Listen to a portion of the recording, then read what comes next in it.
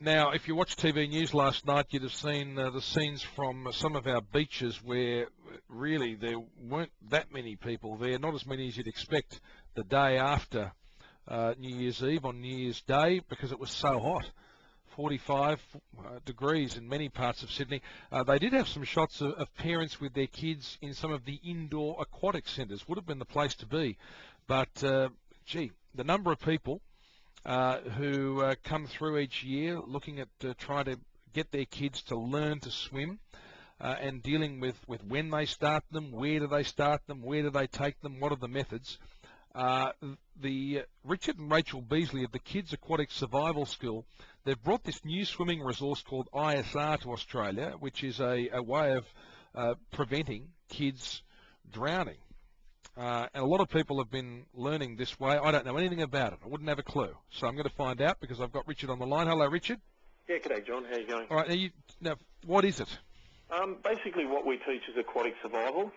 So if a child was to have fallen into a body of water, doesn't matter whether it's a pool or maybe a lake or a river, that they could be or get themselves into a situation where they could save themselves. Yeah. Now, if you go around our harbours, our beaches these days, you do see the face of Australia, where a lot of people have come from different parts of the world to live here, to become Australians. They've got young kids. Often those kids may have come with them as young kids, and they may never have seen water or surf or beaches. Are they specifically the groups that you want to target? Well, we target anyone, really. We target children as young as 6 months. Up to 6 years. It doesn't really matter what background they have. It is about survival and getting it into them as young as they can. So what do you teach them? Through a number of prompts and procedures, we teach them from basically any position if they were to fall in, how to save themselves. Either a swim, float, swim, which the swim could be any sort of swimming, whether that be dog paddle. To get a breath, then they roll over, they float on their back to get air, and then they would swim on again. Worst case, if they did fall in and didn't find that they could get themselves out, they would float there till someone picked them up, giving them valuable seconds, maybe even minutes, that they could stay there until a parent came. Yeah. So what's different about this to other programs? Is there a unique approach to this? How does it work? Yeah, it is unique. We don't sit on the side of the pool and sing songs, or we're not, I suppose, about water awareness, making children just feel comfortable in the water. We're about making them be able to save their own life. We do it through a number of prompts and procedures. It's all non-verbal. That's how we can teach children as young as 6 months. And it's just teaching them to get their body in the right position so that they can float or can swim themselves out. If they're in a vertical position, they wouldn't be able to do that.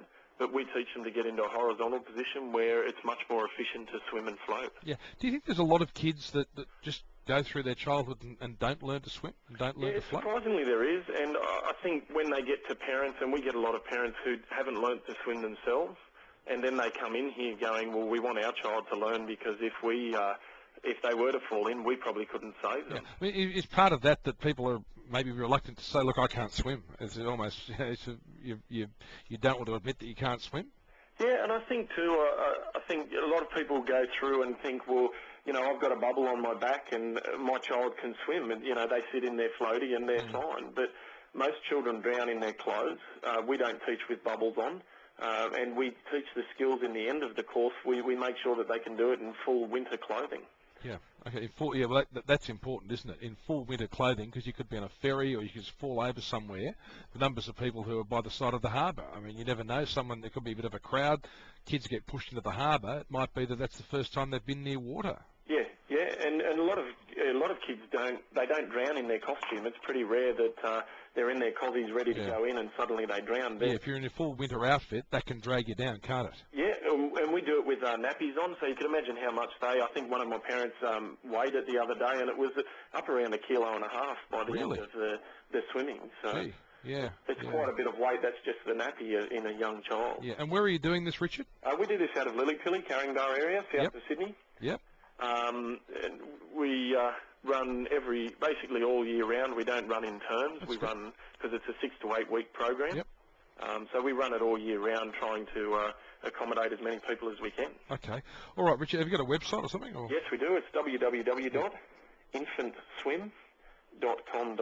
Just infantswim.com.au. Okay, people can have a look at that and see what else is involved there. Thank you, Richard. All right, thanks, John. Good on you. Thank you, Richard Beasley there. It's infantswim.com.au. That's their website.